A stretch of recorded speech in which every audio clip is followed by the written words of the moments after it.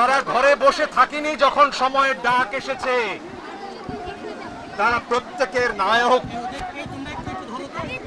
আমরা পারিনি রে ভাই, এত বছর ধরে অন্যায় হয়েছে, আমরা চুপ করে দেখেছি, তোমরা পেরেছো। আমাদের তারুণ্য পেয়েছে। নজরুল বহু আগে বলে গিয়েছিলেন, বৃদ্ধ সাবধানী হইতে পারে না কভু তোমাদের নেতা। তোমাদের মাঝে আছে নেতা, তোমাদের মাঝে আছে বীর সব্যসাচী। বন্ধুরা, এই মঞ্চ থেকেই আন্দোলনের পরবর্তী সব কর্মসূচি ঘোষণা করা হবে। এই শহীদ মিনার এখন বাংলার প্রাণের কেন্দ্র। আমাদের নেতারা আলোচনা করছেন, আমাদের সমন্বয়করা আলোচনা করছেন, তারাই আমাদের নেতা, তারা সিদ্ধান্ত নেবেন। তারুণ্য সিদ্ধান্ত নেবে কেমন হবে আমাদের পরের বাংলাদেশ। তারুণ্য সিদ্ধান্ত নেবে এই স্বৈরাচারের পতনের পর, শেখ হাসিনার পতনের পর কেমন বাংলাদেশ আমরা গড়ব। তারুণ্য সিদ্ধান্ত নেবে পতনের প্রক্রিয়া কি হবে, কার কাছে তিনি ক্ষমতা হস্তান্তর করবেন, সেটাও তারুণ্য বলে দেবে। আমার ভাইয়ের, আমার বোনের, আমার সন্তানের লাশের ওপর দিয়ে আলোচনা হয় না।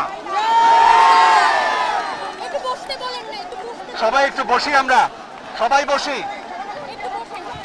ইতিহাসের এক একটা মোড় থাকে, দেয়ালের লিখন থাকে। আপনাদের বলতে চাই, যারা এখনো ক্ষমতা আঁকড়ে আছেন, দেয়ালের লিখন পড়ুন,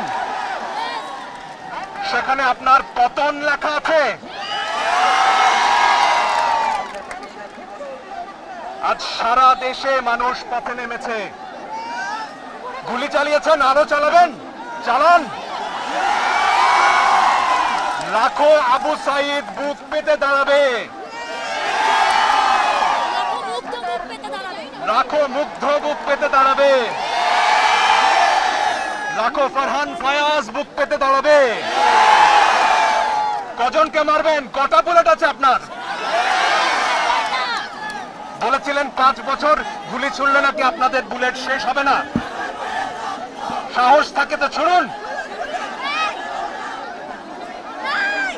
আমার দেশের যারা নিরাপত্তা রক্ষীরা রয়েছেন, পুলিশ ভাইরা, বিজিবির ভাইরা, সেনাবাহিনীর ভাইরা, আপনাদের সন্তানও এই গুলির মুখে পড়েছে।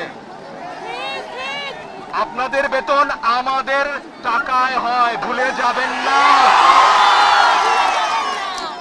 52-তে জেগেছি, 69-এ জেগেছি, 71-এ জেগেছি, 90-এ জেগেছি। 2024-এ নতুন বাংলাদেশ গড়ব আমরা। যে বাংলাদেশে বৈষম্য থাকবে না, যে বাংলাদেশে ন্যায় বিচার থাকবে, অবিচার থাকবে না, যে বাংলাদেশে অকারণে শিশুর বুকে গুলি চলবে না। আমরা সবাই শৃঙ্খলাবদ্ধভাবে থাকবো, সবাই ধৈর্য ধরে থাকবো। আমাদের নেতারা কি সিদ্ধান্ত নেয় সেই অপেক্ষা থাকবো। তরুণরাই আমাদের নেতা, তোমরাই বাংলাদেশ। অনেক ধন্যবাদ। বিভক্তি করার সুযোগ সরকার না পায়, সেই সুযোগ যাতে আমরা সরকারকে না দেই। বন্ধুগণ,